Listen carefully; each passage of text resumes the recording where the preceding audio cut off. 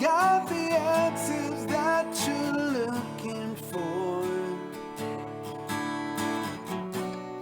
Guide for everything and more.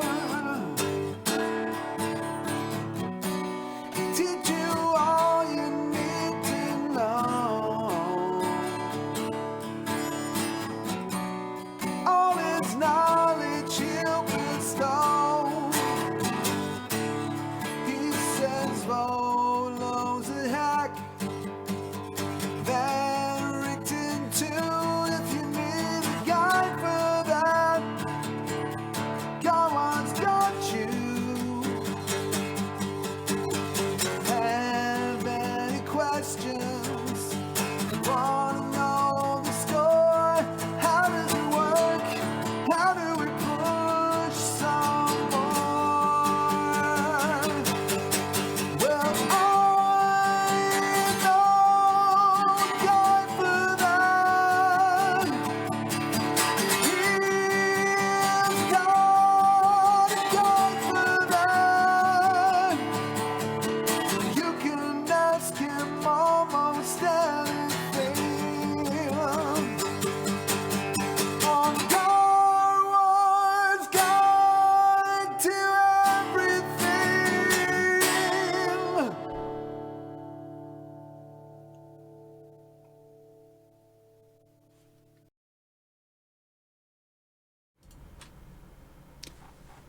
It's me, Gaarawarr. I know. Normally I'm only here like Friday afternoons.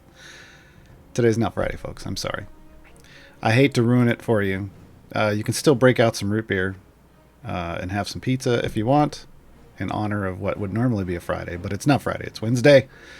Because today is the kickoff of the 2022 Spring Extravaganza. That's everybody cheering at home. I know. I can hear you. And I'm here to talk about all the things. I don't have the fancy pictures that other people had. Nobody sent them to me. But I have information. I should probably get it in the right places, though. I have it all over the place. Let me get my information in the right place. I was so busy watching Mars unlock Blushie that I was like, oh yeah, I've got to stream next. That's a thing. So hello everyone. Let's go up here. I have not done so the Spring Extravaganza started today. That means there's going to be daily login rewards. This is every quarter you get these nice fun daily login rewards. You claim 4 of them and you will get wow. You will get Prismir Nayeli. Wow, Nayeli, really? I feel like Nayeli would be like, who put me in this? Who put me in this outfit? But if you get 4 out of the 7, you get Prismir Nayeli. You get Prismir Nayeli. What is it? Everybody's rewards out of these daily chests are the same. So you get a huge potion of speed, a large bounty contract, huge potion of fire breath, a time gate piece, and a prismatic vial of Tiamat's blood. Folks, this is a big deal. This one's a big deal. These others are nice. I don't need any more time gate pieces, but I will always take prismatic vials. So day 1, make sure you hit up day 1 because please don't miss it if you haven't done it yet. Get it. Also, Pack Antics is the new comic from Triavor and Luke McKay. It appears on the Idle Champions Twitter, probably some other places. I don't know. I only follow the Twitter. But now there's skins for that. Polymorph Xeraphon. So Xeraphon is a Cobalt. There's also a Blood Fury tattoo. That's pretty nice. For $10, this probably comes with a shiny. One of these days, folks, they'll actually tell us every time. And then the Cobalt Polymorph Minsk. I love that he got polymorphed and he's all purple. Not just the tattoo, like all of Minsk is purple. And Boo's just like, what happened? This one, because this would normally be gold chest, they just give you the potion of polish, which is why I think that the other one comes with a shiny. Comes with a guaranteed shiny. Potions of polish can go to anybody, though, so this isn't necessarily going to land on Minsk, whereas the Xeraphon one would be a Xeraphon shiny. Do they count as kobolds in the skins? No. No, because they're not kobolds, they're just polymorphed. And this is a damage all champions 50% for Minsk. For Minsk. Yeah, when they're polymorphed into different things, they don't count in this game as things. There's also some Prismere theme packs. Shandy comes with a familiar. It's the Shandy Fan Fairy familiar. That's a lot of alliteration. Shandy's got a fan. 50% damage to 16. 16 gold chest probably means 2 shinies. 2 shinies and a gold find, 7-day gold find potion. It also unlocks Shandy if you don't have Shandy. And Sentry. Prismere Sentry. Wow. Prismere Sentry. Did they make her out of fine china? That's what it looks like. That's what it looks like. 50% all champs damage. Again, 7 gold chests. That's probably going to have a shiny in there as well. That's just kind of usually how that works. And if you got any codes today, not only is this a cool one from watching me, right now, bully for you for watching the show. There's a Mech Suit Nova code to get you Mech Suit Nova. Let's go show Mech Suit Nova off. Look at that. Look at that. She's in a cool suit. It's a cool suit.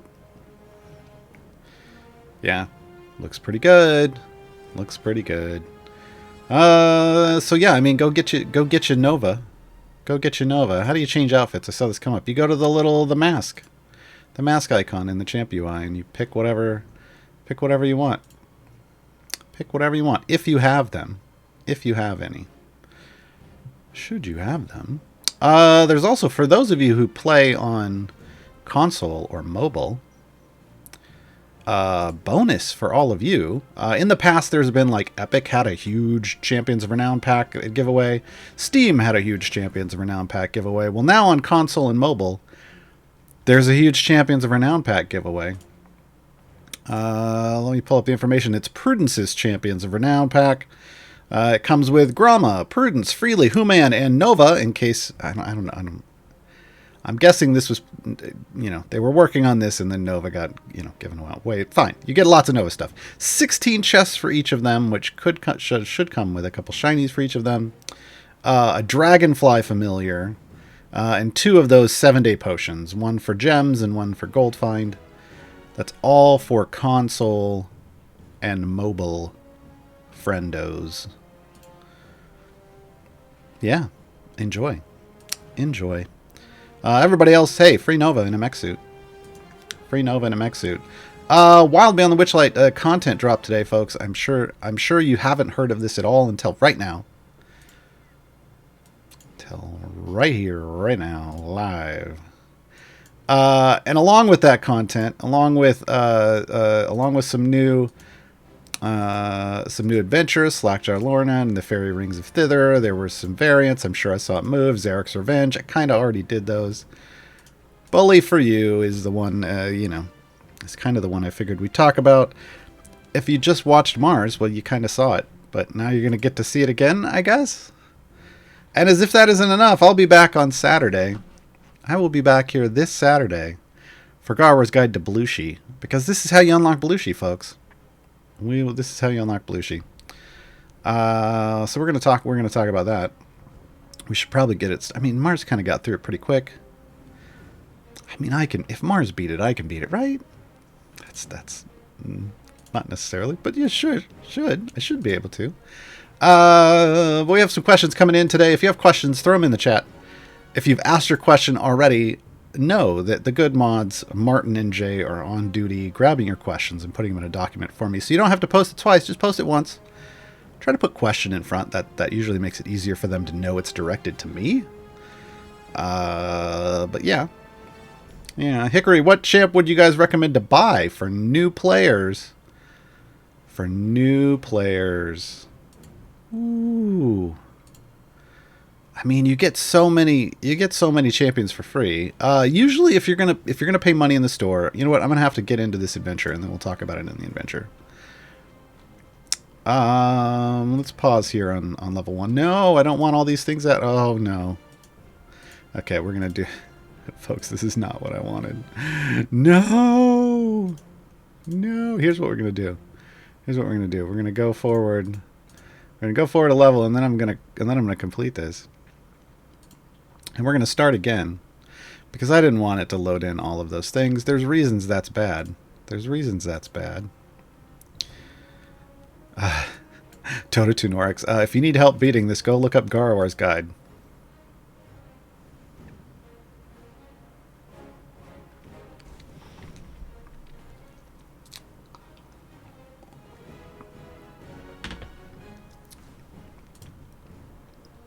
Yeah, I probably deserve that. There isn't one yet. There isn't one yet. You know, I kind of got to do it first. I kind of got to do it first before there's a Gaarawarr's guide.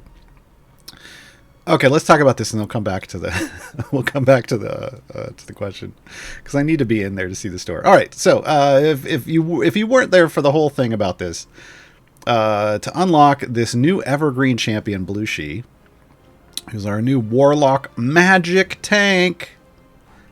Magic tank, magic tank. A bullywug joins the formation every 25 areas. The bullywug leaps to a new formation slot of the champion from the bench with the most available champions. So it's not random. There's a specific pattern, but you're losing a champion every 25 areas. That's kind of a big deal, folks, because you got to get to 600. Any champion the bullywug leaps on is knocked out for the rest of the adventure. I want to point out, folks, just because this is a new champion out of the game doesn't mean that you will necessarily be able to unlock it right away. This champion definitely wants you to have a very deep bench. A very deep bench. Because you're going to lose a lot of champions.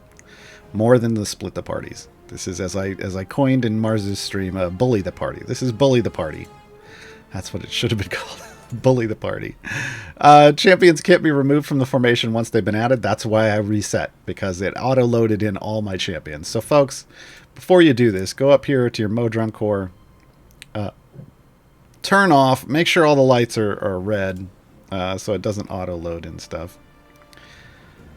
Ooh. Yeah, technically 24 champs could be 23, 24 champs could be. I think it's like 23, but there's ways around that. But I don't know that we're going to get around that. I think we're just going to let it do it. Fire breath potions can't be used during the adventure, so you can't just click your way through this. And click damage has no effect after area 100, right? Okay. Okay, lots of rules, lots of rules. And we're fine with rules. There's the bullywug. So, I mean, it's going to let me use click damage for a while. I want to test something. We'll see what happens. All right, let's go over to the store, though, real quick. You can buy champions straight out of here. Like, I own them all, so there's nothing listed here. But if you go to packs, this tends to be the most effective way to purchase a champion. Unfortunately, I own a lot of the champion packs, but there's still a lot here. So I'm not exactly sure what's available. But if you're looking for, if you're looking to buy a champion, coming in here to the store and finding a pack that not only gets you a skin, but also other stuff like this one's a little pricey, 25. But Baloth is one of the strongest characters in the game right now. You get the best feat for him. You get a familiar, you get lots of gold chests for him, and then you get a gold fine potion. So looking for like a combo pack for a really good champion is good. Also, if you look for these Champions of Renown pack, if your budget's a little higher, I don't know what your disposable income is. I don't know what your budget for playing a game is. If it's a little higher, these packs tend to hold lots of fantastic champions. Lots of them. Orkira, still queen of debuffs. Human, they're the speed champion du jour. Baloth, again, super strong. Talon, great. Eliwick, sometimes great, sometimes not. You get all these champions, you get a skin, and you get 16 chests and some shiny cards, which make those items more powerful. Yeah. Like that's the biggest bang for your buck right there. There's older versions. There's year 1, year 2, year 3, but the year 4 one's pretty top notch. I think the only champion in the year 4 pack that you're kind of like is Eliwick, and that's only because sometimes she's real good, sometimes she's real bad. She is the queen of RNG on a run. But yeah, look for things like that. I would say if you're going to throw money at the game, spend it on a pack that gets you, combinations of stuff, and not just, hey, you unlocked this champion. Be efficient with your spending. Okay, so we're going to let this bullywug move forward. Because again, if we put a champion in, after 25 areas, it's going to knock it out. I don't really want that to happen. So you could potentially save something like this, but I've heard there's a bug with this. We're gonna do it live, and we're gonna find out. But what it's gonna do is it's gonna target the champion in your formation that has the most champions in their slots. So if I were to put out nerds technically should be out there. It says they're level 1. It should have auto-loaded them. The game didn't for whatever reason. Then it would remove nerds, because nerds has like 9 champions, and they're the only one that's in my formation. And they're the only one in my formation. So you can force them to remove certain champions by making sure you're putting in specific champions from specific formations that have the most champions in them. That you have on the field. And I think that's kind of going to be the strategy. That is our current running hypothesis. Mars unlocked it. So, but again, we have all the champions. There are with Blushie makes 98 champions in the game. So when you have them all, you know you can lose all these champions and still have extras. If you're newer and you're just barely scratching into Wild Beyond the Witchlight, it might be a little rougher. Super Collins, in the last show you mentioned that the Horde person ability for Cthulhu was good. Can you explain that ability some more? I feel like I'm missing something there. Basically, Cthulhu's Horde person takes a little of your gold and pays it to a demon. The name of the demon is not in the game, but the name of the demon is Grave of Men, which is just an epic name. Grave of Men, once they get enough coins, they will then come into your formation to buff someone, and it basically gives you... It buffs the lowest performing member of your party and gives them, brings them up equal to your highest performing member, effectively giving you 2 DPS at once, which is great, in my opinion, for chunking through armored bosses, or because you've got 2 champions then that are able to take stuff off at your wall instead of just the one. So I like that. Yeah. I mean, I get that some people don't like to lose their gold for things, but, I mean, at a certain point, it's not an issue. At a certain point, it's not an issue. Alright, we did those. Lumeanos, I'm new to the game. Welcome. Like it so far. Glad you're enjoying it. I have a question. What can you do with the Tiamat item? So, the Tiamat item is specifically for... Trials of Mount Tiamat. It gets you access to end-game content. It takes the place of other vials and just lets you start an adventure. If you're new, you just don't have it yet. You have to push through some of the Sword Coast, Tomb of Annihilation, Waterdeep Dragon Heist, and then complete all of Baldur's Gate Descent into Avernus. All the way over here to Elturel's Last Stand. And once you complete Elturel's Last Stand, you'll unlock Trials of Mount Tiamat. So it's a ways off for you, and that's okay. That's okay. You can hold on to it. It's not going anywhere. You'll have it when you get there. It's a big deal, though. That prismatic vial, that's a big deal. That's a big deal.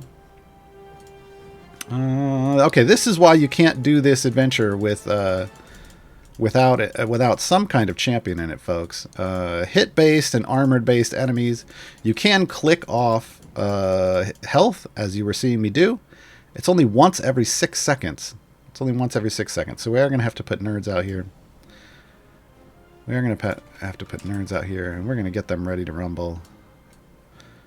I mean, I'll throw a bunch of stuff in them. Who do I want in the lead? We're going to make them a tank, right? And we're going to shake the box. The tank will be in the front. Now we can live through that hit base champion. So this is a way that you can basically self-select who's going to get removed.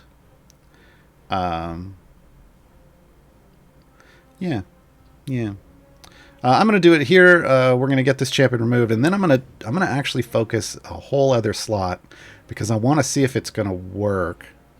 I want to see if how well we can pull this strategy off, so that I can describe it in a guide. That's what we're doing here. We're making guides live, folks. Physicist Chris.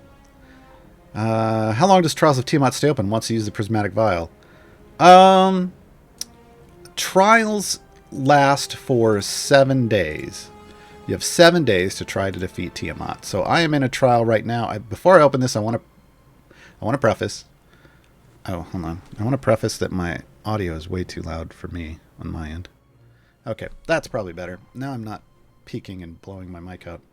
You might need to turn me up just a scotch. I want to preface this is a pre-made. We're fully aware that we are, at times carrying each other, and if people can't show up occasionally, it's totally fine. We have more than enough damage to go through. So don't go shaming anybody. Everybody's totally good. We're good. All right. So once you start a campaign like this, a Trials campaign, it's open for 7 days, and each day, like I'm on day 2, each day, I totally forgot to do my run on day 1. See, this is a total casual campaign, folks. Each day there's more restrictions, so basically a prismatic vial lets you open one of these without paying the other cost, which is usually lots of lesser vials. You can spend 1 prismatic vial instead of, say, 20 or 30 of the lesser vials. So that helps, and then once you start it, it's open for 7 days. You have 7 days to try to beat Tiamat. And if you do, you get rewards. You get nice rewards. I've got a guide for that if you want to learn more. Foolish Genius 89. The taxidermy animals are beast construct undead. Oh gosh, they're revolting. Would that make this free play good for Zorbu farming? Yeah, if you want to get both. If you want to get like beast and undead at the same time. It's the first time I think that we've seen beast and undead at the same time. Because usually you have like we're talking about Zorbu down here. Usually you have like you can do humanoid and drow together on the same level. Those are great to do. You just find a drow level and drow count as humanoid. Well, now here you would be able to farm. You could do that, but here's the problem: it's only 1. Unless there's a level. I wasn't paying close attention. Is there a level with lots of them? I know there's a boss that's the beast undead construct thingy. If there's a level with lots of them, then yes. But if it's just a boss, then no. It's just a boss, then no. I was busy trying to do lots of things and didn't watch all of the. Oh, hey, there we go. So this is what it looks like when you lose the slot. You now can no longer use nerds. There's a circle with a line through it and a frog there. Bullywug, sorry. Didn't mean to misname you. Bullywug. So it targeted that spot. Now I'm gonna go over here. And be a real froggy. I'm gonna try to have it remove everyone except like a bunch of people out of this slot so that I can use Ashara DPS. This is what I'm gonna do. I'm gonna try to focus this slot so I can have the go-to DPS in the game, right? Yeah, we'll see what happens. Save your tanks for level 400 plus. I'm okay with. I feel like I'm okay giving up Sergeant Knox, folks, in a slot where I'm not going to use Sergeant Knox. To be honest, is there a list for every character that may unlock for free? Yeah, I've got a guide for that. Someone probably linked it in chat here. It's called my guide page on the subreddit. It's got every champion listed in the game, and guess what? You can get all of them for free except nerds. But nerds will eventually be free. But there are no champions There's no content, like there are no adventures or variants or champions that are locked behind paywalls in this game. Everything can be played free to play. When you spend money on this game, it's either for cosmetics, for quality of life, or for speeding up your progress. Yeah. Capper watches. Mars had the monster health and name always showing toggled on. How do you get that? That's a new feature. It went out with a patch yesterday, so you can't really tell these goats are... Well, they're not the goat. They're dying real quick, but there's no information under them. If I were to hit the D button... Now, in the short period of time that they are showing up on screen, their health is showing, as is their classification. So these things I'm killing right now are Fey. Things I'm killing right now are Fey. Here, if we hide all the clicks. The Nerds promo is not finished. It's still available through the 31st. See, now you can see that these are Fey and they have a bunch of health. Now you can see that they're all dying. Yeah, the Nerds promo is the one thing that you have to pay for to get the champion. That was a marketing deal between Nerds, Wizards of the Coast, and CNE, Codename Entertainment. But once it's done, it ends March 31st. That should be the last day. At some vague point after that, they will arrive in the gem store. At some vague point after that. The command does not work in chat anymore. They accidentally deleted the command thinking that it was over, but it's not over yet. It's not over yet. But it might be like 3 to 6 months before Nerd shows up in the gem store. So just, manage your expectations. Cuddle Guts. Blushie unlock variant doesn't require you to do anything but the base campaigns runs first, correct? No, do X variants required? Correct. Yeah, it feels like they've kind of moved away from, hey, you've got to complete this number of variants. They didn't do it with... I don't feel like they did it with Xeraphon. Maybe I forgot, but they definitely didn't do it here. You just have to get here and do it. I feel like the restriction is hard enough that you're going to lose all these champions. You've got to have a deep bench to come do this, right? Monkey House. On this variant, does the Bullywug always land in an occupied spot? Yeah. Because it's always going to jump on the champion from the bench slot that has the most champions still in it, right? So like if I put one of these champions out, that would be 8. And over here, this would be 8. It would kind of be a tie. It would have to flip a coin to determine who was on the highest one. But if I only had 3 available still in bench 1 and I had 8 here, it would always jump on this champion. So it's always going to jump on a champion. Always.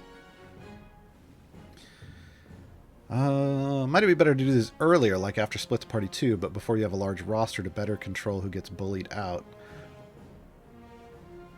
I don't know that matters per se. I think the problem that we're going to run into here is when it could go to one of multiple champions, right? Eventually I'm going to have to I'm going to stop killing with clicks. I'm going to have to kill with a formation, which means I'm going to need to load in multiple champions. And if they have the same number of champions in each bench slot, it's going to be rough. And I don't think you can get out of that by just doing it earlier. That doesn't really make sense, because it's always targeting the slot with the current number, most available champions. And if they're restricted by a patron, when you go to do the patron versions of these, it doesn't count the ones that you can't use from a patron. Just the actively available champions. Just the actively... Oh, here. Can we beat this boss? Oh, I can't take them out. That's right. It doesn't matter.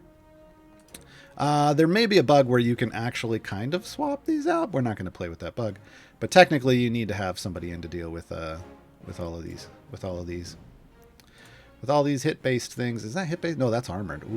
Oof. That's going to be harder later on. All right. Corson Hall, wouldn't it stand to reason if you have no champs out until level 100, you could reduce the number of champs lost before? You can't do that. Yeah, you can't do that. Again, So here's how hit-based things work. There's 2 different types of hit-based health. There's 2 types... Excuse me. The words matter. There's 2 different types of segmented health. There's hit-based, and there's armored. This is armored. It has a little shield on it. It needs a minimum level of damage to break through and remove a chunk. Hit-based just needs you to hit it once. If you hover over it, it'll say it has 50 health. So, and that means it has 50 chunks of health to remove. You can only remove one segmented health piece at a time with a click every 6 seconds. You can't remove 50. You can't remove 50 before it gets over here and you fail the level. There's nothing that's going to stop them from walking off the screen except a champion. So you can't do this without a champion on it. There's currently a bug that's people are referencing, and the game crashes if you have no champs out when you complete it. Well, yeah, but that's not possible. The only reason that people are running into that issue, and the reason it's crashing the game, is because there's a bug that that makes it so that you can kind of remove a champion.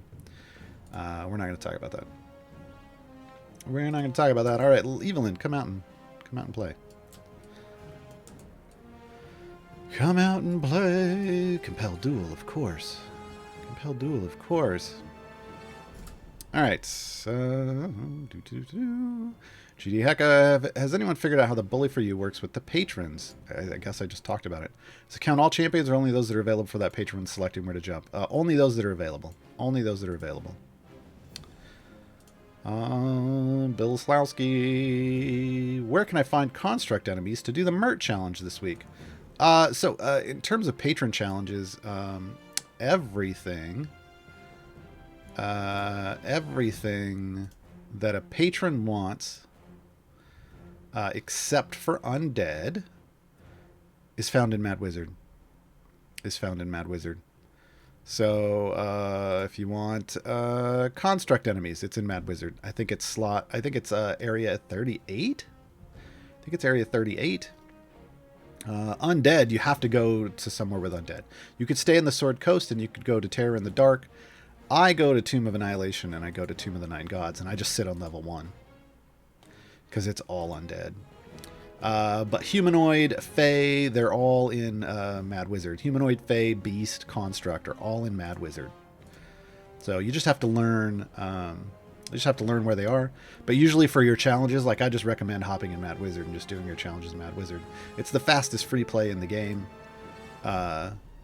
Using normal methods.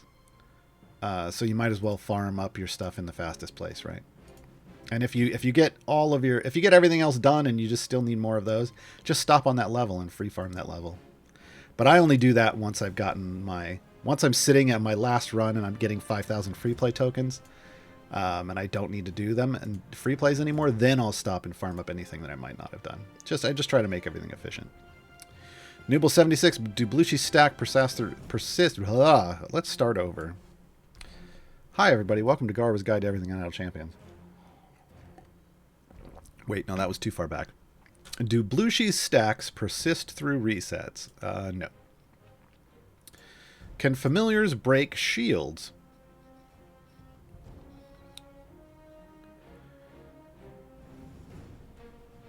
I don't think we have any shield mechanics in the... Oh, there's one shield mechanic in the game. But that's a scripted mechanic. I think what you're talking about is armor or segmented health, and yes, but only once every 6 seconds if they have the damage. Demlix, you meant armor. Yeah, only if they have the damage to do it. Because what happens with armor is that basically you'll see the little armor symbol. It's a little gray symbol over yellow segmented health, and yellow segmented health means that there's 50 segments total. Yes, you can have higher than 50 segments. There's a purple level that we usually see with Drow, and they have a little silver spiders on the end, and you've got to go through more. Boy, that's a whole lot of no fun. Whereas this is just a hit based boss enemy. So when we look at them, why is that? Okay, there we go. You'll see that they've got 50 HP. Well, that means there's 25 yellow and 25 red, and you've got to hit them 50 times. You only have to do 1 damage per hit, and the familiars count, but they only count once every 6 seconds, which is why you have to have a champion in. With the armor, though, if I would hover, this doesn't stay on all the time. I thought D would just keep it on, and it just shows it for a short period. Okay. If they were an armored boss, there would be a little gray shield over the bar of the segmented health. And their HP value would be huge, right? It would be a normal realistic HP value. Thousands, millions, billions, E37 health. And then what you have to do is you have to take that number that it's showing, divide it by 50 to know what the minimum amount of damage is. If your clicks aren't doing that amount of damage, they're not taking off a chunk of armor. They're not taking off a chunk of armor. Lurker bin, is there a bonus to completing all of a patron's challenges? I mean, you get all the currency that week that's available to you. That's a bonus, right? There's a fixed amount of currency available every week from challenges. It's the number on the left. The number on the right is available by a perk to increase it a little bit. But once you've done all these challenges, you're done. And if you want to do free plays, you can only earn 5,000 of the currency from free plays. So there is a limited amount of currency available each week. So the reward is you got all the currency, because the only other way to get it is to go do variants. And some of us, as you can see, have finished almost all the variants in the game for patrons. I'm just a little behind now that they've launched the new stuff. Yeah. So it's the reward is getting all the currency you can possibly get. Whether that's worth the effort to you is up to you. But, yeah. Some weeks I don't do all of them because maybe one of the champions was on trial. That's what I call being in trials. And then after they were out of it, I just forgot to do the run. And I'm like, whatever. Whatever. Midnick, how many zones do I need to clear for Blushie? 600. 600 areas. You gotta complete area 600. So we're gonna be here for a while, folks. I'm gonna need speed potions, I think. Where do I get Blushie? The Wild Beyond the Witchlight. Oh, that's the wrong button. Let's try that again. The Wild Beyond the Witchlight. All the problems today. They're in hither. Up here by Downfall. You got to do Slackjawed Lorna, and you got to do the Fairy Rings of Thither, and then Bully for You is the second variant under this. It is like a different version of Split the Party that I'm calling Bully the Party.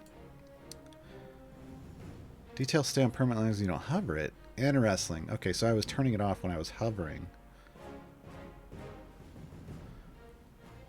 Well, I don't know. That's weird. Okay. Alright. Careful with the Modron reset. It's set to 545. That doesn't matter. Modron's okay, first off, it's off. Because they're all the little colors are red. All the little lights are red. That means it's off.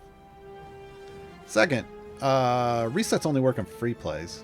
Or in trials, because it considers trials runs free plays. But that's a whole other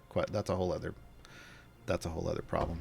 They only work in free plays, so I could turn it on here. It's not going to do anything. You can't reset a free play or a regular adventure. It has to be a free play. I mean, you can't reset a variant. Oh my gosh, This is what happens when we do this on Wednesday, folks. You can't reset a variant or a regular adventure. It has to be a free play. Via Modrons. Daza287. Is it possible to get the Snowball Click skin if you missed it? I guess not. I don't know. A lot of us thought it was coming to the gem store this week, but we were wrong. Hickory, why are those familiars not clicking? They are. I just have the animations off for those friendos in the chat who might have issues with flashing lights on screens. Because it causes a little white flashing light. That's problematic for some people, folks. I don't know if you know that. But it is. Let's throw in Krond. This is going to upset people. Let's get rid of Krond. This isn't going to work. I should have used squishy people first. I don't think he's going to live through some of this. Corson Hall, what was your secret again with Electrum chests and Ether chests to get the maximum chance for epics and shinies for new champions? It depends on if we're talking evergreens or event champions. With event champions, when an event starts and you unlock new event champions, you want to open up your Electrums first, then your silvers, then your golds. It's less about maximizing your chance for epics and shinies and more just about being efficient with how the items are targeting slots. You'll end up with a few more item levels, unless you're dumping thousands of chests into it. For evergreens, you just want to go, you skip the electrum, but you just go straight to silvers. You open lots of silvers, and then you open lots of golds. Yeah. Yeah. Kron should have the damage to smash through our boss friends. I don't know, should we call them friends? I don't think they're friends. I don't think they're our friends. They're trying to hurt us. They're trying to hurt us. But yeah, if you go into settings, there's all kinds of nice, fun settings. Like, I have choose familiars at random out because I have a lot of familiars and I want them to go out randomly so I get to see them all. I skip the cinematics and free plays. I turned my cinematic speed up to instant, so that's why we're not seeing any of the text come through.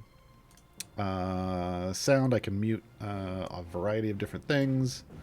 Effect description should always be on advanced.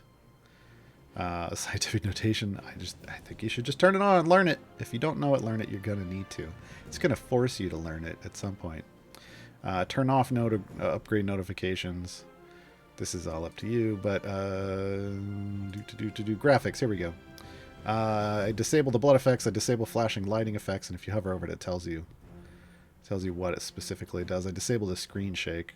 Yeah. Yep. You can even pick your language now. That's pretty new. And sign up for the newsletter, folks. If you haven't signed up for the newsletter, you should.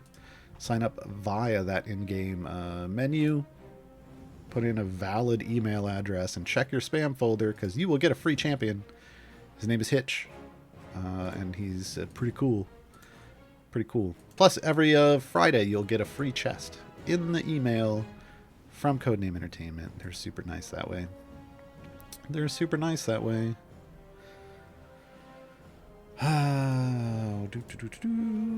How does Human's carefully balanced scale? Oh boy. This one. Okay. So it's the carefully balanced buffs the effect of Zrang's teamwork, which it increases the number of, or the credit that you get when you kill something when Human is in the front row. How does it scale though? I guess I'm not sure I understand that. I mean, the more item levels you put into it, like the bigger the effect, the faster you clear a level, because at first it's like, hey, it's a chance to give you extra credit, and you can get that up to 100%, which means every time you kill something, it counts as 2 things. You can get it a lot higher though, folks. You get it up to 2400%, and that means when you kill something, you get credit for killing 25. But what is the ratio? If you want that kind of a deep dive of math, hit up the Discord. They will be able to help you. Because there's combinations of things. There's some feats for carefully balanced. There's an item for carefully balanced. I could tell you right now here, Epic Shiny 1600 gets me a pretty solid. I think it ends up like 1600% roughly. But the higher you want it to give you credit for, the more item levels you're gonna have to put into it. It's not like a 1-to-1 or anything like that.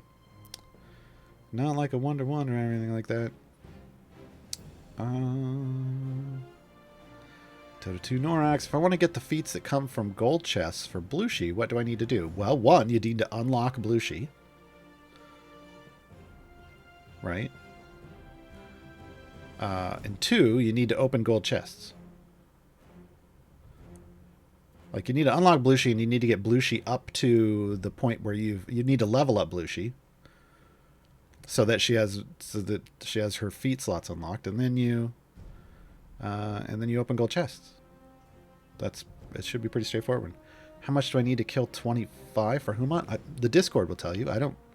That's not a number I'm interested in, so it's not something I keep in my memory banks.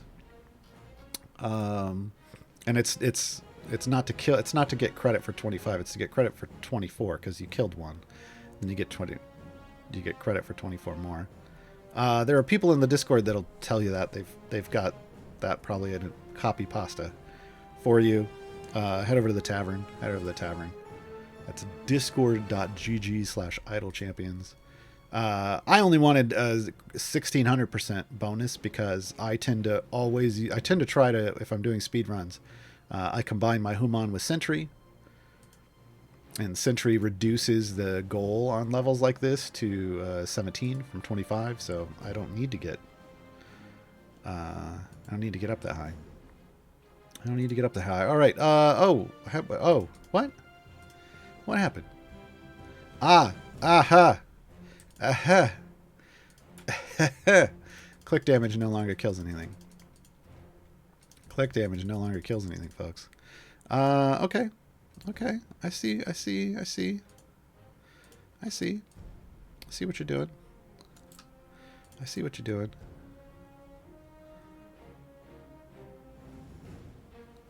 We're going to put a really over-leveled Calliope in and see what happens. We're going to have an over-leveled Calliope and see what happens. Okay, I think we need a little bit of speed here. Otherwise, this is going to take forever. I will put the familiars back out because I want them to pick up all the loot. But just know that they're just slowing down. They're kind of stunning the enemies, and then they're picking up all the loot real quick. Noble76, sorry, you mentioned earlier the best feat in the game for one of the champs. Baloth was in one of the packs. I'm not seeing it. Really? Maybe you own it? Maybe you own it? It's this. It's Red Panda Baloth pack, and it's this feat. The Red Panda Jin feat. Genii? Or just my Genii? No. Increase the post-stack buff of Baloth's Generous Jin by 80%. Generous Jin is an incredibly strong ability. It's Baloth's #1 ability, so boosting that by 80%. Real nice. That's Baloth's best feat. I didn't say it was the best feat in the game. It's the best feat in the game for Baloth. Not the best feat in the whole game. This is pretty good, though. It's got to be up there. I don't do tier lists. Yoda ate my head. I know that Black Viper and Zerberg have stacks that carry over between adventures. So do Torgar and Dahani. And technically Morgaine, but that's a whole other thing. What other champions do this so I could plan on farming them earlier rather than later? I just listed them off, I guess. Black Viper's caps. So eventually that's going to cap. Zorbu's, Toragars, and Dahanis don't. They just keep going. They just keep going. So those three. Those three. How we doing? Oh yeah, Calliope's holding her own.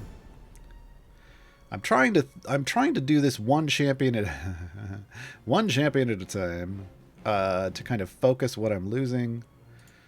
When I have to do another champion with a champion, I'm going to come back over here and I'm going to throw another one of these in. Potentially. But ideally, I want to wear down some of these slots. So we end up with some stronger champions. I don't know that I did it right. Again, if you want to do this optimally, you would have to pre-plan exactly who you're going to put in when. There can't really be a guide for that because it depends on who you own. So I'm just winging it.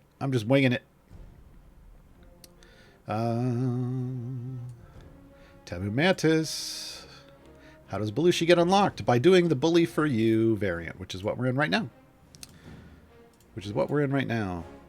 This is in Wild Beyond the Witchlight. It is a variant of the Fairy Rings of Thither. I have to reach area 600. And every 25 levels, I lose a champion. Every 25 levels, I lose a champion. Lilith Blackmore. Is it more efficient to forge more legendary weapons for different characters or upgrade legendaries on meta characters? It's more efficient to do a combination of both. Because you should really only be forging an item currently under the current system. Hopefully it changes. Once every time the cost drops to 1111 or below, people have done the math on this and I'm just trusting them. 1111 or below, then you forge again. You don't just keep forging over and over because you've got scales. That's problematic.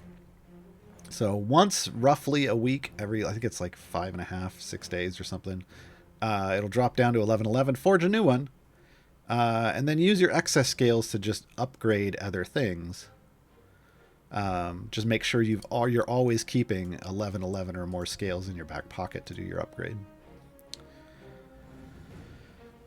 Physicist Chris, as a new player, I'm finding I've not much need to swap out higher slot characters in order to complete things. Is this just because I'm still doing easy levels? I suppose you mean like you don't need to put in like Jamila or Archon.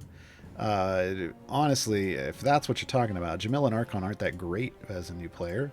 Tyrell's fantastic, but yeah, you just a lot of the weight and the beef and the strength of your core champions tend to be in the lower slots. So Jamila's kind of right now, and Archon needs you build formations differently with Archon, and he needs at least a little bit of item support with some item levels before he can really start getting strong. Whereas everybody else you can just start using kind of early on. Who else am I going to want out? Oof. I mean, I know where ultimately I would like to end up. But I don't know how that's going to work. We could probably... Well, we could do Brunor. Maybe next.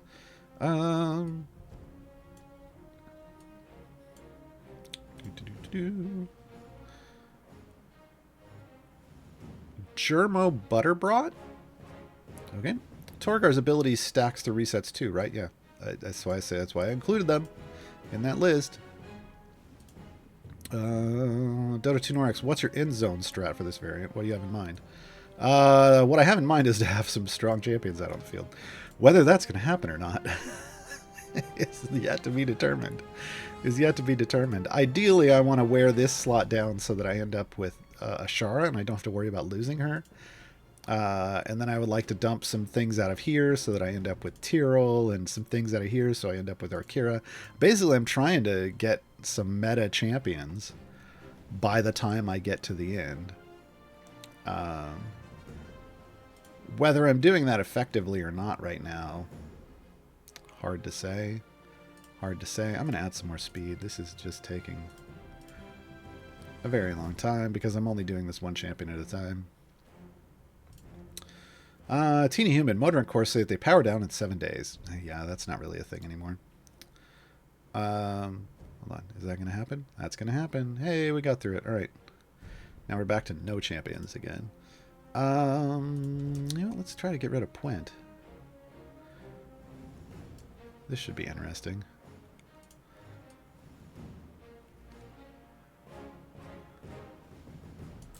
Yeah. Go, Puent, go. Tibbledorf Puent. The Battle Rager. My bar used to decrease, but after a patch it stopped changing. Yeah, basically, you used to go over here and you used to have to view your core to refresh the 7 days. Well, now all you just have to do is log in. You just have to log in at least once every 7 days. Oh, I'm not going to be able to do this. Oh no, Puent can't help me. All right. We will tag team. Tibbledorf, Puent, and me king. Thibbledorf Twent is Royal Guard to Brunor, so this is rather fitting, if I'm being honest. So yeah, just log in. Make sure you're logging in every, 6 days, and your core is going to be just fine. Foolish Genius, do champs in other parties count as available or unavailable for this variant? I don't know. I have no idea. I mean, everything we know about this we figured out through trial and error.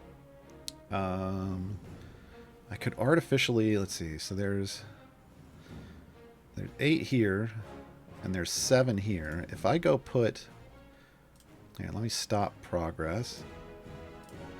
Let me swap over here.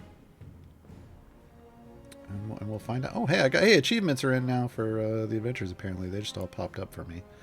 If I come over here in this party, and I go in and I put someone from slot 1 in, but no one else. And then I go over here and I put somebody from slot 1 in. The question is, does it then take Puent out? It should, if it's counting them.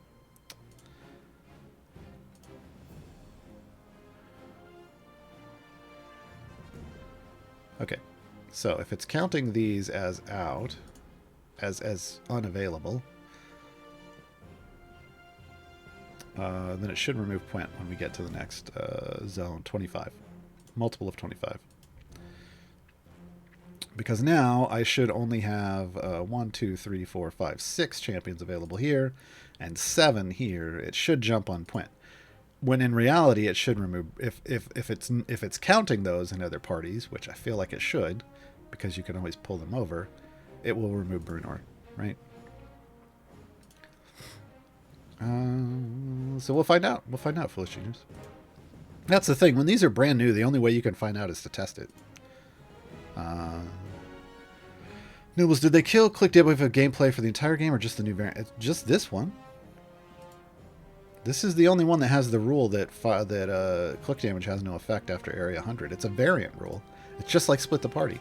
Split the Party functions the same way, except sooner. It's like area 5.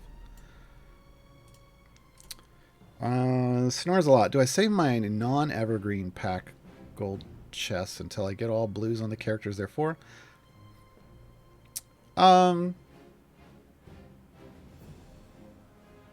If you want, but that might take a while. I mean, the reality is you kind of just you open whatever silvers you have, and then you open the golds. If they're a brand new champion with no gear and all you have are golds, then you might want to pop a bunch of electrums and get some lower level gear on them, so that when you're getting upgrades, they're actually maybe you want to at least get greens, so that the guaranteed upgrades are blue and you don't accidentally dump greens out of a gold chest, right? That's really the only thing. But ultimately, like, you can just pop them right away if you want. The order priority of opening things matters when you're opening large numbers. When you're opening small numbers, the effect becomes overwhelmed by RNG to the point where it may not matter at all. Do I save all my Electrum chests until the evergreens are in blues? Absolutely.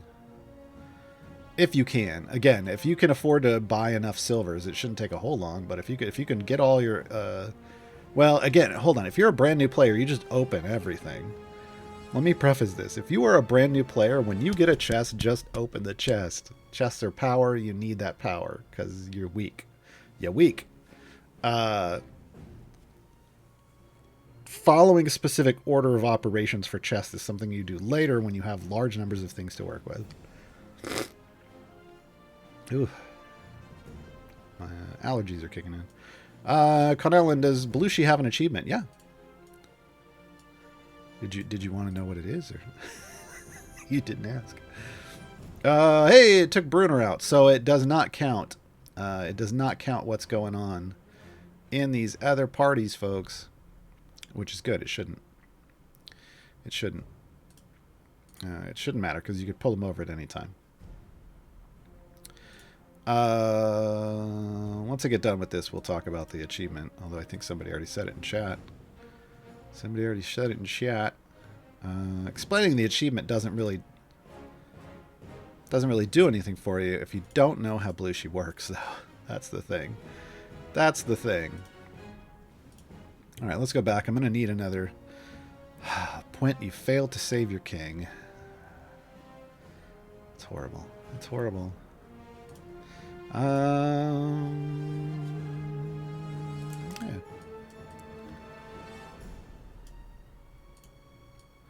Doesn't matter.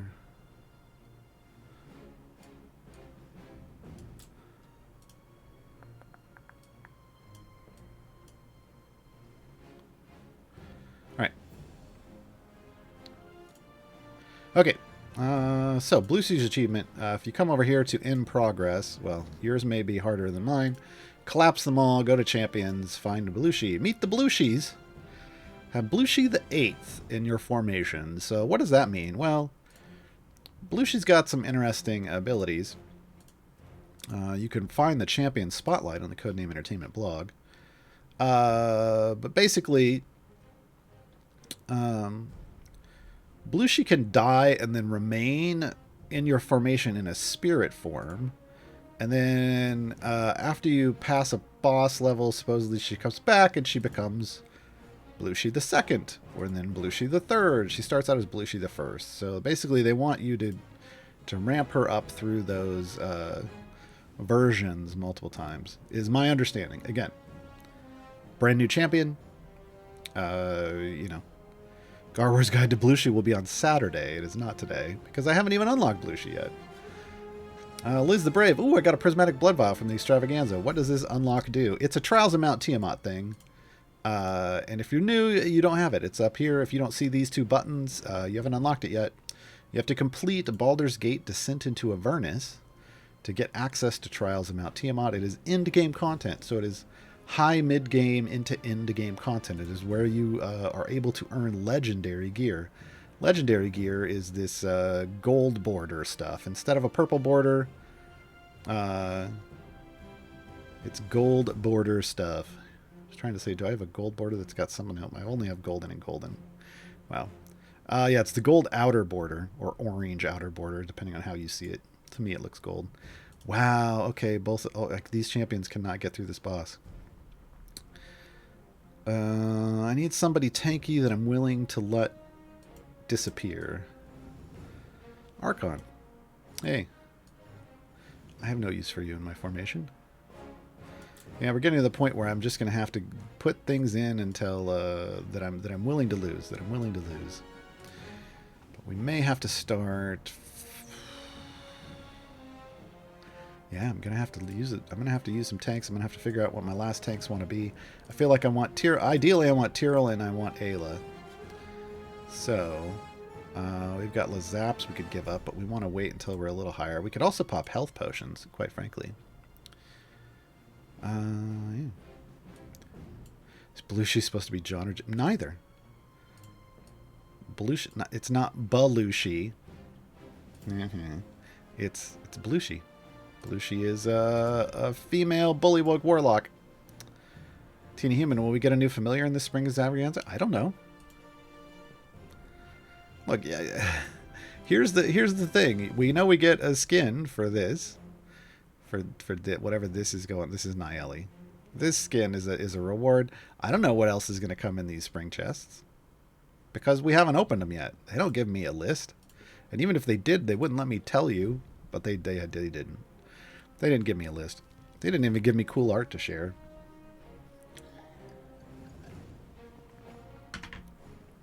It would be the Blushie sisters, clearly, because Blushie is a female. Again, female. Grambleites, you can ask questions about whatever you want. It just, people have been asking a lot about Blushie because that's the new Evergreen coming to the game. They've been asking about Bully for You because that's the adventure that we're on. But you can ask about whatever you want. This is Gaarawarr's Guide to everything in Idle Champions. Except what they don't let me share. After today, there's a special one-shot run by V.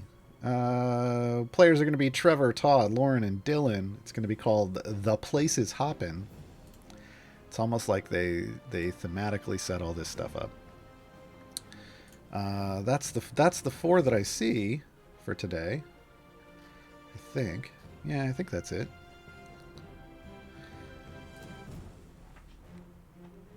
Demlix, where did you get your username from? This is Gaarawarr is a Shurawuk name.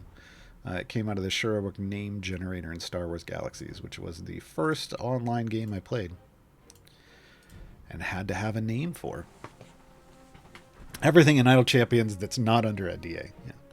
Well, it's less of an NDA and more just a handshake agreement. I don't know.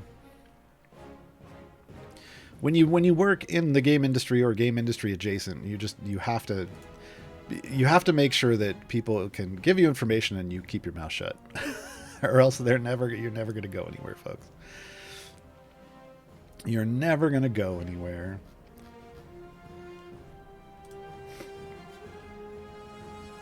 It's interesting. We had problems with that arc. Oh, we're gonna have a problem when we get to this boss. That's what's gonna happen. This boss is gonna steamroll us. So I've got a bunch of these and one of those.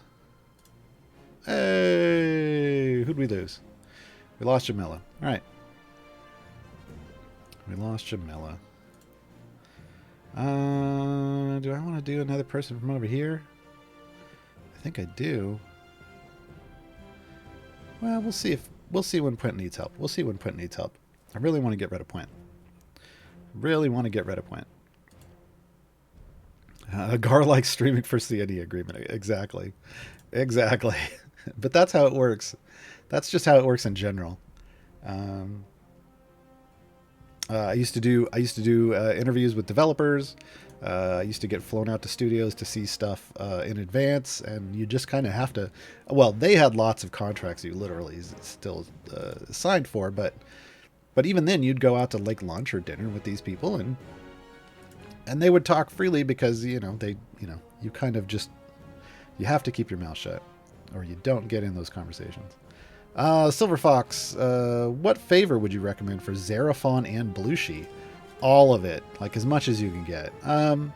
It's hard to say. Xeraphon is a tough unlock because Xeraphon is you really want enough favor in Icewind Dale to be able to soft cap your champions, but you'd also like to maybe have a lot of blessings. I don't know that you necessarily need to have all the blessings. But you do want to soft cap your champions. So that's going to take a certain amount of favor, probably E20 or higher. Probably like 23, 24, right? Same can be said about Blushie, probably. The bigger issue for both Xeraphon and Blushie in doing their variants is you need deep benches and you need to understand how the variant works, like what the rules are, and how all your champions work. Because you're going to end up using sets of them potentially that you're not necessarily used to for at least a portion of the game. Like in this one, we're losing champions regularly, right? I am limiting the number of champions I put out and relying on the power that I have built into my champions via items and item levels along with my core. And now I've got some potions for health so that they can potentially stay alive on their own. To help get through this and control who I'm losing. Whereas with Xeraphon, you have to have a really good grasp of which of your single class champions you have and how good they are, because you don't really want to put in double class champions if you can help it. Because it's a lesson in classes. You can only have one of any given class in at any time. So you're using an interesting combination of champions that you might normally use to make that work. Oh no. Hey folks, did you know if you level up your champions, they heal a bit? Now you do. If you didn't before, you do now. One level, like going up one level heals them like 20 to 30% of their health. So it's not something that you want to rely on. But in this case, I just wanted to get by that boss. I'm going to give this champion up eventually, so I don't want to spend all my gold on them. But, if I need to get them through this next segmented health boss, I'm just going to level them up a little bit. Teeny Human, for those of us who are 100% free to play and in the late game, what are your top tips? Figure out your miles, like your priorities for finishing certain things, and then find a path that lets you make progress efficiently through that by potentially grabbing stuff from multiple places at once. And what is this? Usually if you're free to play, you're trying to max out your patron perks, you're trying to get full epic across your champions. You're trying to get all champions, right? So this means efficient use of time gates, efficient use of patron currency,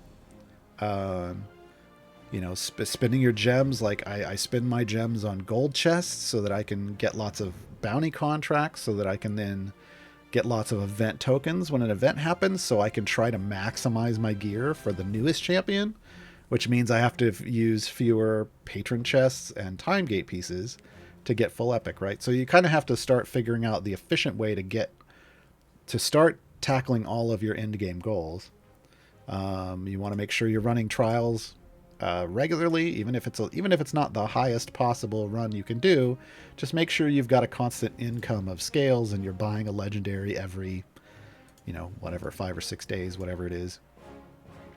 That kind of stuff. It's just all about efficiency of your time at that point. If you're free to play. Oh, hey, we got that. We got there. What did I want to do here next? Why was I even getting rid of Quint? Who did I want from this slot? Briv, maybe? Was I thinking Briv to jump some stuff later? Maybe? Maybe.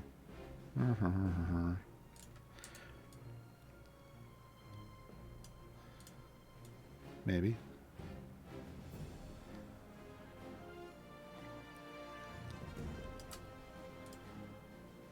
Can she do this on her own is the question. I don't think she can. No, she's going to need more help. She's going to need more help.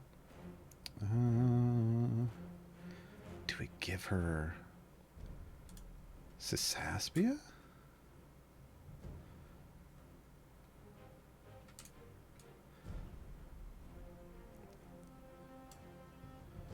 Spreading spores.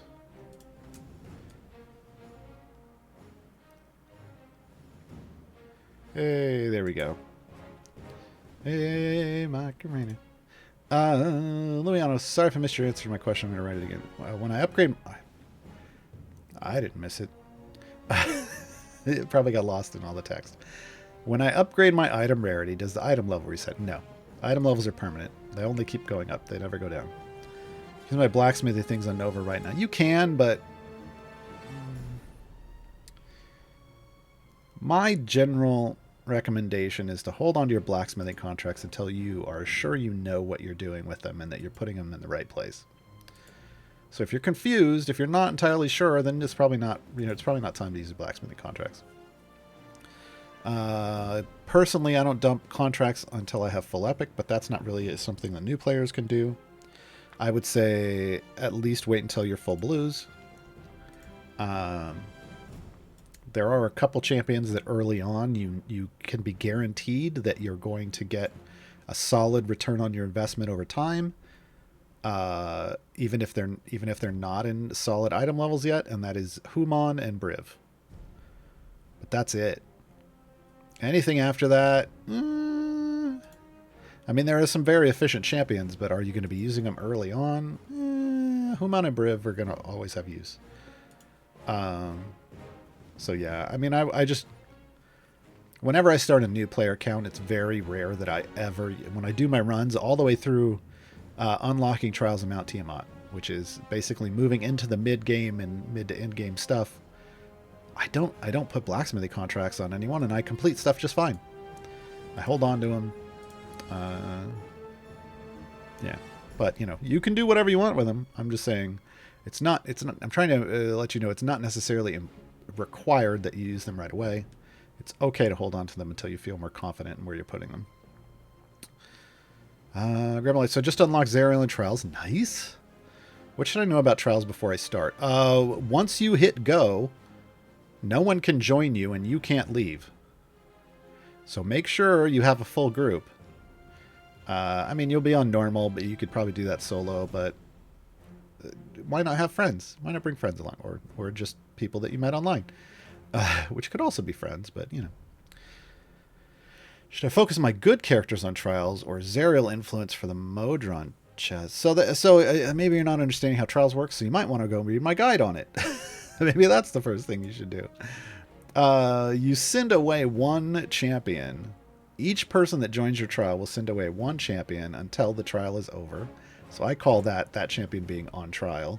But then you do, like, on your very first day, you'll do a bunch of runs. After that, you'll only do one run a day. So it's not like you stop doing all other content just because you're on trial. Let's get another champion out here. Probably. Oh, hey, it didn't put them in. Good, because I didn't want to use them anyway. I didn't want to use them anyway. Celeste. Celeste. So this is one way you can gimmick this. You could, like, I leveled them up, but I couldn't put them in because, the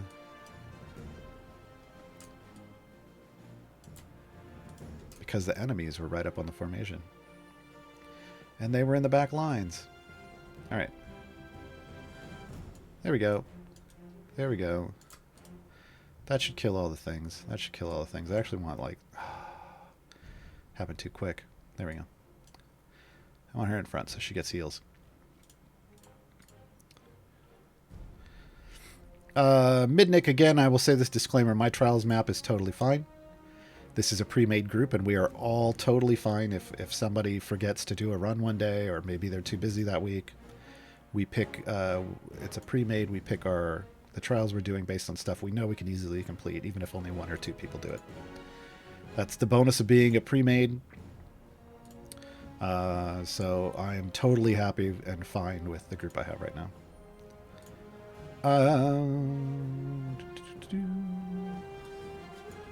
You definitely, so Grambolites, once, because now that you have unlocked trials and your Zerial, more importantly, you have finished the main adventure for Baldur's Gate Descent into Avernus.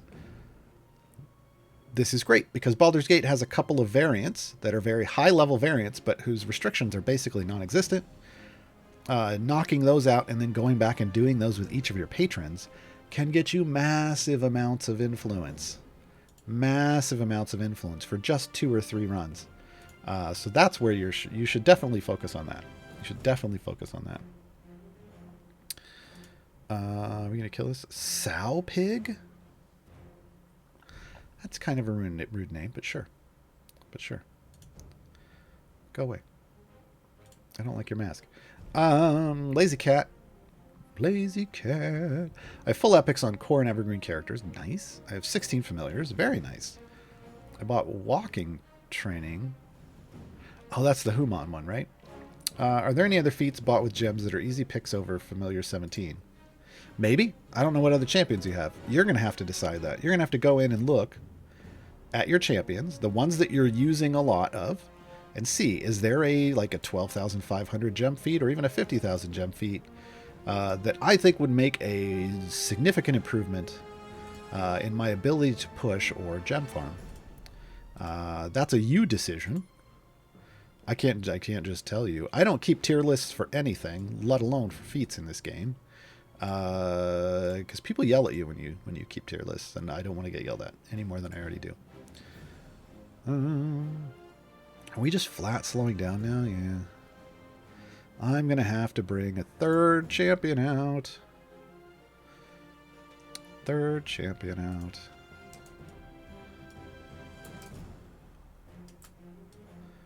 Turiel to the rescue. I don't know.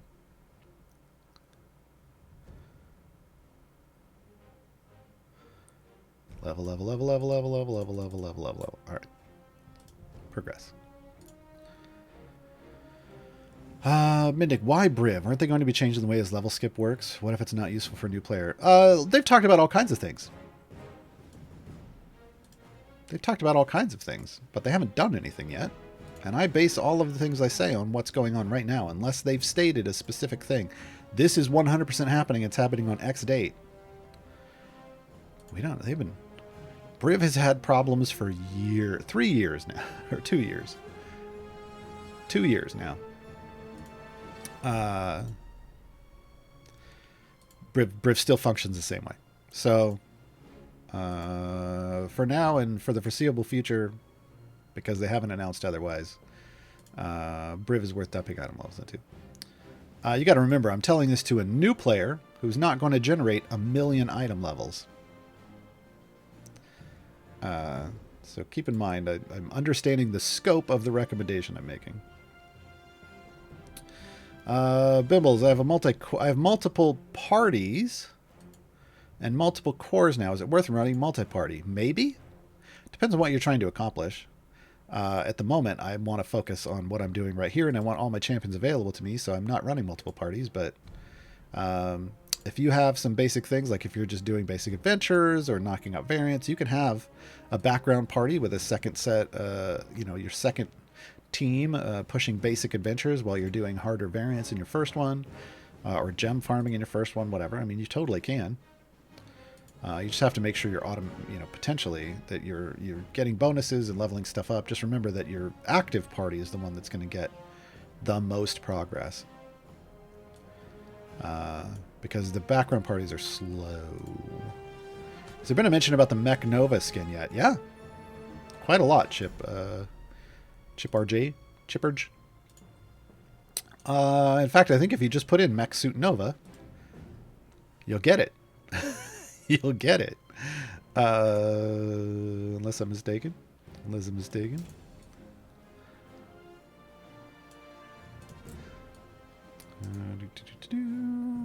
Kreidel to the rescue! Oh boy, I did not just say that. Alright. Yeah, it's Mech Suit Nova. It's that easy. Joe B, would you say that the Tiamat achievement, what else have you got, is basically a solo math problem? Is that the,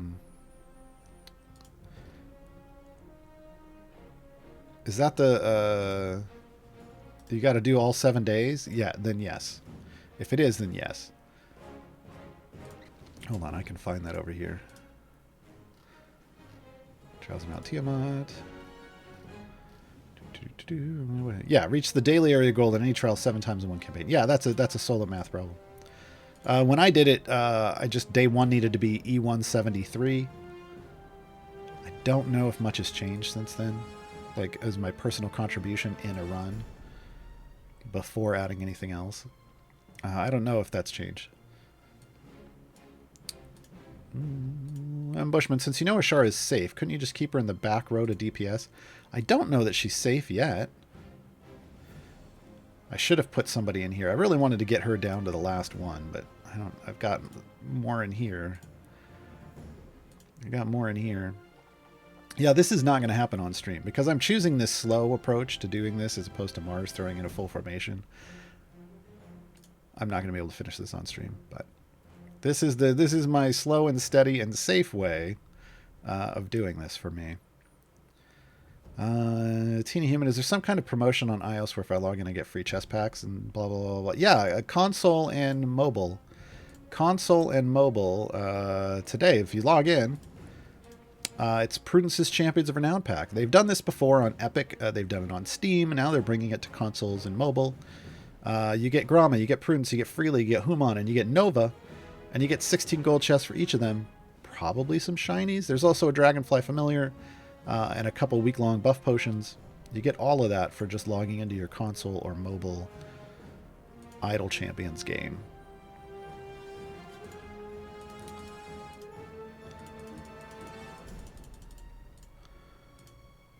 Yeah, we're making good progress, though. We're about halfway through. And I haven't lost any champions I want to keep, and that's kind of my goal. I have many champions, but this is a good, I feel like this is a good way to do it if you don't have every champion in the game and you're worried about just who you're going to lose. You want to lose things one at a time if you can. Obviously, the further I go, the more champions I'm going to have on the field at once. I'm going to need to start making some better decisions about who I'm bringing out, because who I'm bringing out may end up being viable the whole run. Or maybe it may end up staying in the whole run, so they need to be viable. And I don't mean, and I'm not talking about this kind of viable, I mean actually, viable. Is this, are we gonna die? We're gonna die. We don't have damage. That's problematic. Alright. Can we just get some more damage? Nah. Can't do it that way. What else? Who am I? Okay, Brig. Coming in from the back is the backup singer. And they took Brig. Oh, wow. I put him in. He went 1 level. Brig got us 1 level, folks. That's what we call sacrifice. That's what we call sacrifice. Who else could we bring in for, like, a level? A level. Technically, we'd bring in Desmond. I don't know that I necessarily want to lose them. Maybe Stokey. Maybe we come back over here. Let's put in Rhea. We could finish this with Rhea if we had to. If we had to. Yeah, Brig taking 1 for the team. Taking 1 for the team.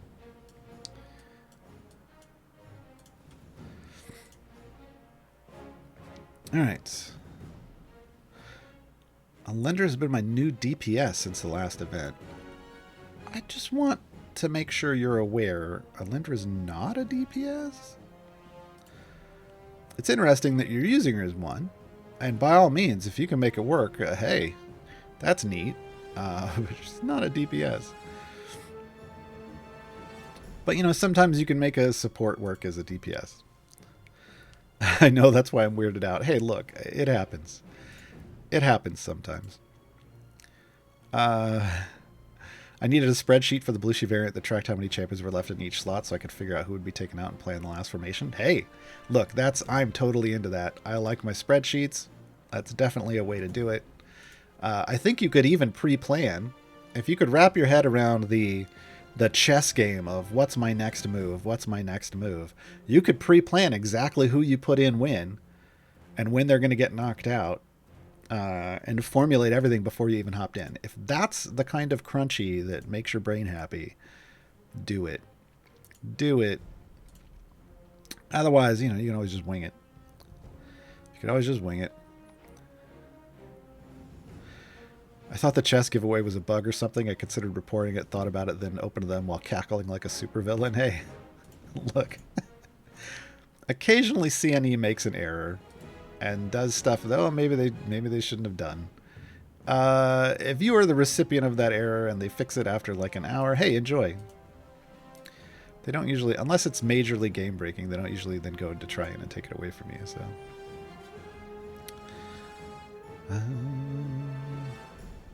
Brig, sup guys, what's going on? Ah, nice to see you, Brig. Thanks for stopping by. Yeah, literally one area. Yeah, Hitch is a support DPS. He is. He's a super secret DPS. He has been for a very long time. Oh no. Oh, we lost a champion. That's why. I'm like, why are we losing things here? Spurt. Hi everybody. I'm Spurt. That's not a Spurt voice. Not canonically anyway. Turn the progress back on. There we go. What are the questions we got, folks? I'm just reading them out of chat now, I think. I wonder how difficult this will be for patrons. I mean, it'll be challenging, just like this, but I think you're definitely... the more champions you're missing because of patron restrictions, man, I can't even... Until I get it done, I can't even tell you how many you're going to have overall. You're definitely going to have to pre-plan, I think, for some of them. Definitely going to have to pre-plan. Benji, can you only get purple gear from gold chests? Yes. Gold chests are the only things that will get you epics. Whether it's like a gold patron chest or a regular gold chest, or a Modron component chest. These can get epic, but it's epic for Modron pipes, and those are useless, but... Not useless, but it doesn't matter as much as just the right type of pipe. Gold Captain Boo chests, like gold whatever. Gold champion chests. Now the thing is it's only going to be epics for whatever champions that chest actually drops gear for. Like regular gold chests only drop gear for your core and evergreens. They're not going to drop epics for your event champions. Patron chests will though. So yeah. You gotta know what you're opening. It should tell you on the chest what it qualifies for, or at least give you a clue. Looks like you can also plan which slot the frog goes to. Yeah, over plan for success. Like I said, You could by your placement, it's going to jump on. Froggy's going to leap on whoever it's going to pull out next. So who's it going to pull out next? There's 6 here. Oh, it's going to pull out Spurt, right? That's 7. Yeah, there's only 6 here, and there's 5 here. So it's going to pull out Spurt next, which means it's going to hop. Froggy's going to hop all the way to the back. Let's make him hop all the way to the front. No, we're going to make him hop all the way to the back. Oh, no. I forgot to move. I didn't move him quick enough. Spurt's going to die. Speaking of Spurt's going to die. Yeah, I messed myself up there because I removed the buffs that Spurt has. There we go. Spurt, Spirit, Form, Activate. But he'll hop to wherever Spurt is. So you can plan not only who you're going to lose, you can plan where the frog is going to land, which could be useful depending on what formation you're trying to build, right? Bimbles, I'm working on the strong core. Wow, okay. Have enough components for full epic nodes. Okay. Should still buy Modron chest from patrons.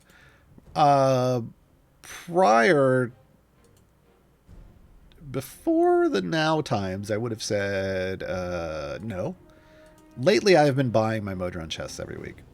The devs have talked about finally adding more, or like some features to Modrons, maybe another core, maybe the overflow that might need better pipes for, in which case epics do matter from pipes. It hasn't happened yet, but I'm currently stocking up. I'm stocking up. Whether you want to do that or not, that's a you decision, but I'm stocking up.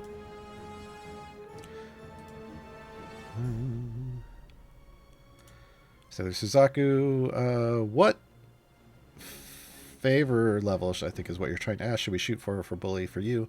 Again, you just... enough favor to hit soft cap. That should be somewhere in the E20s. Early E20s. Just so that you make sure... I mean, you got to get to 600. So you want to make sure you can be strong, but you also need to make sure that you whatever you need to get some favor. I'm at E35. I've spent E24. So right now to get all the blessings, here, you need, E25 favor. So that's probably a good target to shoot for here at a minimum. I have E35, but again, the big problem with this variant isn't going to be your favor. I mean, as long as you've got over E25 favor, it's not going to be, the problem isn't going to be your favor. The problem is going to be your bench. Do you have enough champions on your bench? If you don't, you're going to have a real hard time doing this because you're losing champions. You're losing champions. Every 25 levels, you're losing a champion. So you got to keep that in mind.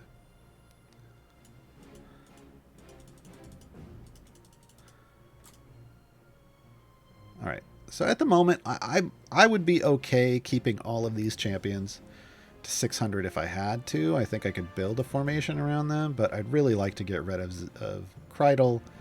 Stokey's going to be the next out. Then I need to figure out how to get rid of Kreidel. He's in a slot with 6. She's got 6, so it's going to be 50-50 between Prudence and Kreidel. I need to put somebody in that's... Well, they've also got 6. Yeah, I need to start playing that math game a little more. Because everybody else over here has a lot more. I should also start trying to pull out some people out of these, too. Honestly. Let's just pop off Strix here. Strix will go next.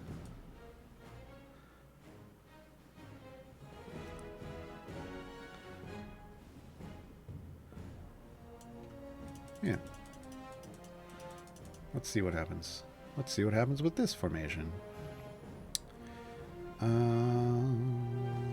that can be there. Those are all done. So the next time you start a new game, will your goal be to see how fast you complete this variant? I never try to race through content. That's not really a thing I do. I just try to figure out like what's the most efficient way to get through it, but that doesn't necessarily mean I'm personally racing. I just play, if you've read my new player reference, you know I do milestones and I try to play through the milestones. The problem is, I haven't updated it for Xeraphon because Xeraphon isn't a new player milestone. They're just not. They're not. It's stretching it to say that Rhea in Trials and Zerial are a new player milestone. That's kind of the end point. It becomes a mid-game guide after that. So that's probably never going to be in my new player reference. Or at least not for a year or two, probably.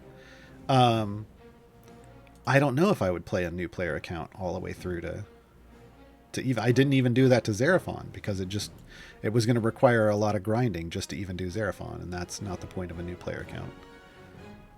So we'll see. I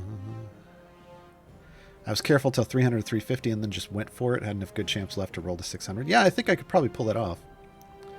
Nova won't be useful since she couldn't farm stuff. Gaarawarr, same for Jaheira. I disagree. I've put in Nova at the end of a run, and she still performed fabulously, which made me upset that I didn't put her in at the beginning of a run. But I think she could still. I think she still pulls weight just with her base buffs. At least for me, she does.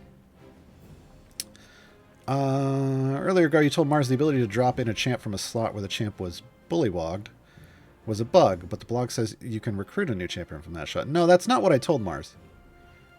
I told Mars going here to a champion that I already have in and swapping someone else in was a bug.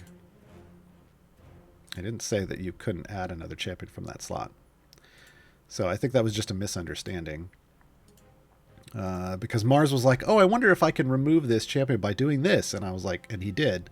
And he was like, oh, and I'm like, no, that's not supposed to be a thing. The devs know about that. They were going to work on it. Whether they fixed it yet, I don't know.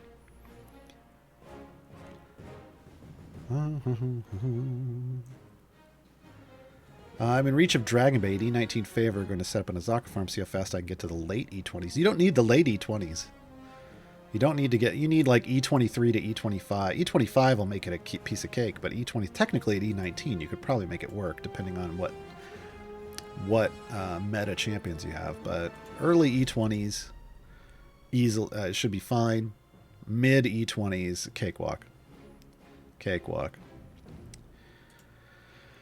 I think it's entirely fair to say by the time you successfully get Dragonbait, you no longer qualify as a new player. I used to say that, but Dragonbait is only like one and a fifth of a campaign in, because you're not in Sword Coast long before you get a Tomb of Annihilation. A Tomb of Annihilation you kind of steamroll nowadays.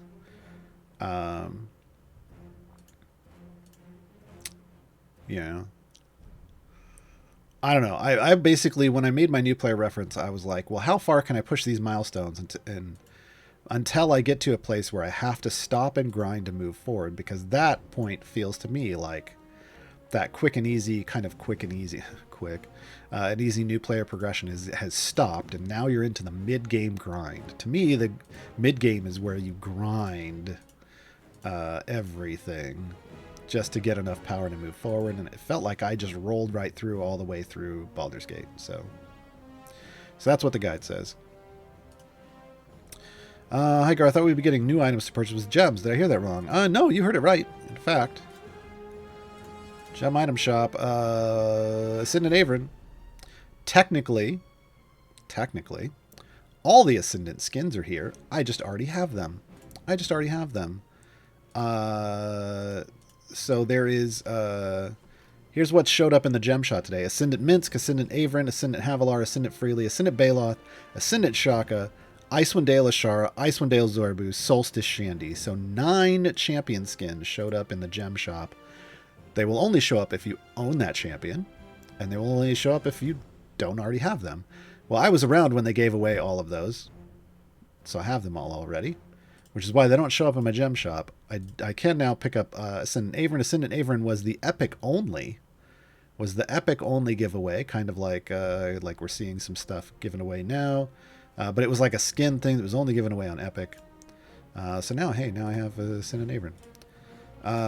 But yeah, that's what was showing. That's what showed up in the gem shop. So lots of stuff showed up. It's just that if you have been playing through that time period, You got it as a giveaway for free. That's what shows up in the gem shop is things that were given away in the past. So they're put there for you to buy with gems in case you weren't around then. Frozen Solid, what does Xeraphon do? I unlocked their variant a while ago and kind of ignored it for easier patron variants. Are they worth it?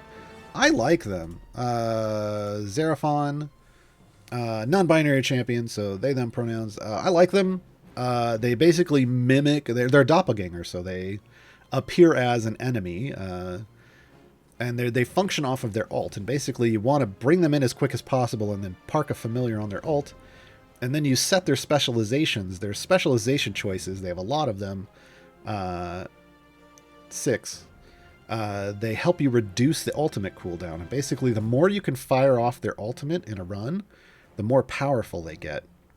So there's someone you want to put in early and keep in for long runs, or else just sit and let it farm up to a maximum number of stacks. And then they're really strong. But they're, yeah. They're a solid, if you use Ashara as your DPS, they're a solid choice for exotic bonds. So you can choose Xeraphon and a couple other exotic champions to get that second bond lit up. I've used them a few times in very difficult variants. So, Variant Alpha, I'm having a ton of problems getting past the early 200s in stages. I feel like it's extremely grindy now to push forward. Any tips on how I can farm favors so that I can quickly overcome this? Farming favor is just pushing as far as you can. If you're early and you haven't unlocked a Zaka yet, farming favor is just pushing as far as you can and then resetting with the new favor and then doing it again. There's other things you want to look at, right? It's not just about favor, it's about blessings. Are you spending that favor on blessings? Are you spending your gems on chests to gear up your champions? Like, have you unlocked patrons, and are you leveling up their perks? Have you unlocked your Modron core? Are you leveling it up? Like, there's lots of other ways to get power. The big one for favor, though, is just go into Tomb of Annihilation and unlock Azaka. And then she's going to spike your favor find. So without a lot more information, I don't really have a way to tell you what's stopping you right now.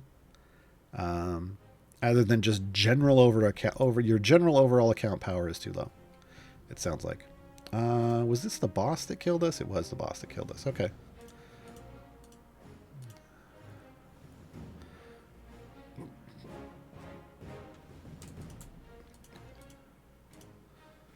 Hey, I soft capped a champion.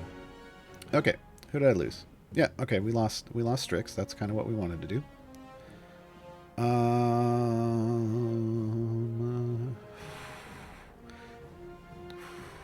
Boy.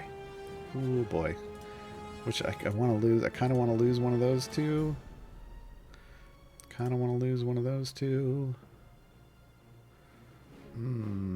Let's lose Nayeli. Oh.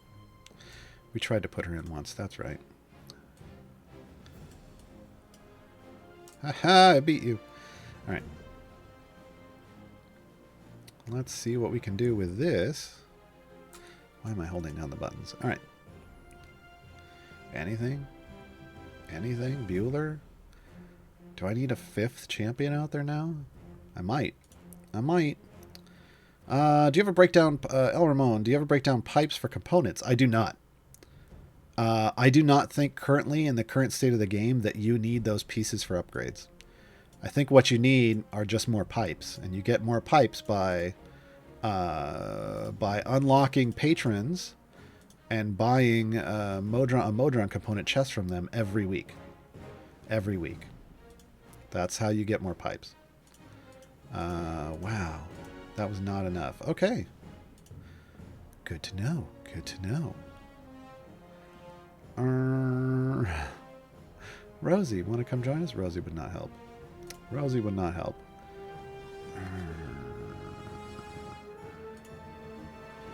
Who do I want to get rid of? Hitch. Hitch. Deal me in. Hitch is like, deal me in. Silly familiar bug. Alright. There we go. There we go. Super secret hitch DPS. How does Azaka work? Oh, that's a whole... I have an entire guide for that. TLDR Azaka guide. Azaka's ultimate calls out a pair of tigers. Those tigers bully an enemy for their lunch money. And they drop the gold that they would normally drop if you were to kill them. But they just drop it every time the tigers attack them. So you make lots of gold without having to kill something. There's a whole manipulative farming technique that revolves around that, where you push as far as you possibly can with a full power formation, isolate a single enemy on a boss level, and then switch in a full gold find formation with a Azaka in it, and just bully that enemy because you don't have to kill it. You can just steal its lunch money. That's how Azaka works. Azaka doesn't currently function outside of that. That's really the only time Azaka gets put in for like 15 minutes at the end of people's deep favor pushes, and that's it. Maybe an hour. But there's a guide there's a video guide on the CNE Games YouTube channel. Should be a Gaarawarr's Guide to Azaka. There's also a couple of GG2E episodes that have Azaka. One's called Azaka Make It Rain. That was from a long time ago. I don't know what the others were. And I think I did a recent one on a GG2E, but I don't remember what we called that episode. I demonstrate Azaka fairly regularly. It's a whole gameplay style that you have to learn, but it's worth it. It's so worth it. That's why unlocking her is one of my milestones that you should progress towards as a new player. Yoda ate my head. I just unlocked Azaka, but I didn't notice a huge spike in favor when using her. Yeah, because you're just putting her in, to a formation. You have to do that specific manipulative set of gameplay to actually have her become a fountain of favor. So she really only helps when you're doing specifically what's called Azaka farming. Who's got a great guide that explains and has formation characters needed for favor farming? That's... I don't know, because that doesn't really feel like a thing. Here's the thing. Again, favor farming is a combination of two things, potentially. Pushing as far as you possibly can with the best formation you can build on your account with the champions that you have, which isn't something people can just make a guide for, other than to teach you how to build formations. I've got a guide for that. And then if you have Azaka, then there's a whole thing about Azaka farming. And yeah, I've got a guide for that too. So, but whenever you talk about like, hey, how can you just feed me formations? I kind of cringe a little bit. I get that that's what you want, but that's not really how this game works. Copy pasting a formation really only works if there is a set limited number of characters to use and everyone has the same set. Then yes, I can give you a formation for that. But in general, this game is about maximizing the usage of the characters you have. And those characters may not be the same that other people have. So it's challenging for people to just give you a formation because I don't know if that's even possible. Don't know if it's even possible. Hey, Catty Bree, shoot these fools, please. Shoot these fools, please. Azaka farm is what I was thinking about. I thought that Azaka farm was favor farm. It can be, but it isn't always. It's only a favor farming once you've unlocked Azaka. But you still have to get there. You still have to get to your wall. But yeah, if you look up my guides to Azaka farming, here's all 114 of my guides currently. And then there's video guides on the CNE Games YouTube channel. Oh, hey. Never mind. The CNE Games account linked you straight to Azaka farming. And the VODs. There you go. There you go. We don't have much time left, folks. Right? I'm almost done. Yeah. Oh, my God. And we're not even done with this variant. Because coming up after this is a D&D one-shot. DM'd by V-Muse. Muse? I don't know. I don't know that I've heard her last name pronounced. Featuring Trevor, Todd, Dylan, and Lauren. All your favorite cast of C&E characters. It's going to be called The Place is Hoppin'. The Place is Hoppin'. So we're going to be out of here in a couple minutes. Let me try to speed answer these last few things. But yeah, that's probably all the questions we'll get to. Taboo Mantis, if you come up with the best Desmond spec, there isn't a best. It's situational. I tend to use the middle, but it depends on what you're trying to do. But I like Desmond. I've used Desmond in those, hey, you don't get all your champions, and we're going to give you people to escort. It's fantastic. He's fantastic there. Payboy, I'm wondering what is the point of buying feats that increase strength or dex? Basically, any kind of a stat feat is going to get you access to either variants, patrons, and thus their variants, or abilities from other champions. So you're looking at that kind of thing. I don't know if anybody's compiled a list of exactly what every feat does. It's not me, and I'm not going to do it. I have 114 other guides, folks. I'm not making that one. Somebody else can. Frozen Solid, to couple off my other question, I've kind of been chugging along with patron variants when events aren't active. Good. All right, now I don't have enough power and favor to push into T5 Avernus Blessings. Should I just be hard pushing instead of variants? Avernus is rough because it's the first hard campaign. So you're going to need a lot of power coming from all the patrons' perks that you can get. You're gonna need to start leveling out and potentially maxing a Modron Cord, level 15 full epic. You're gonna need to start working on getting full epic gear on all your champions.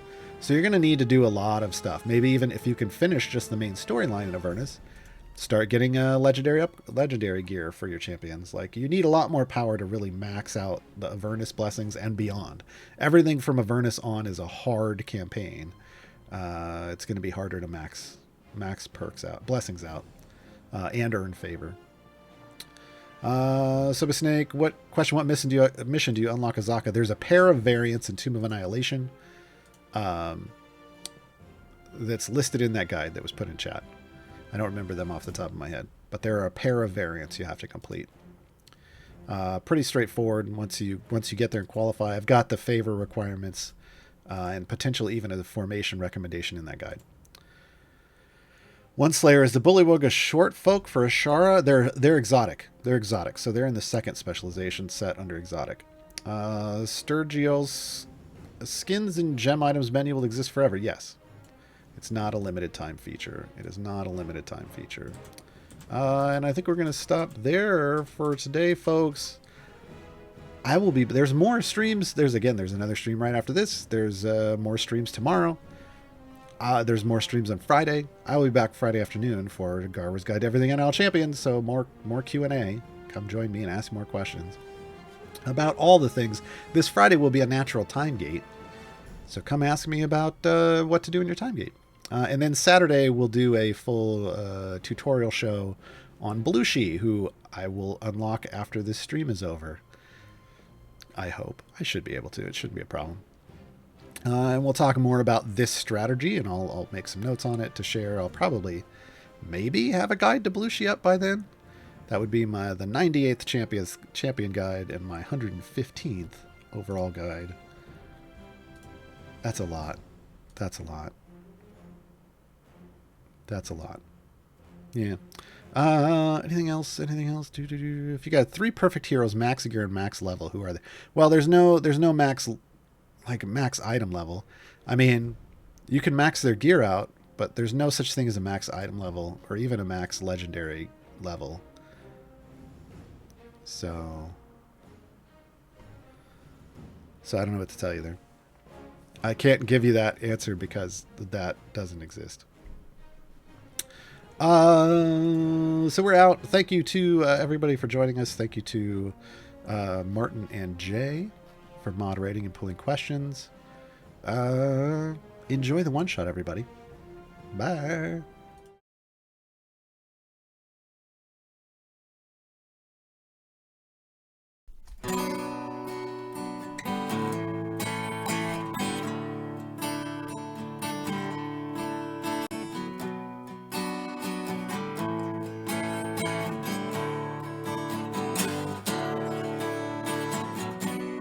Got the answers that you're looking for.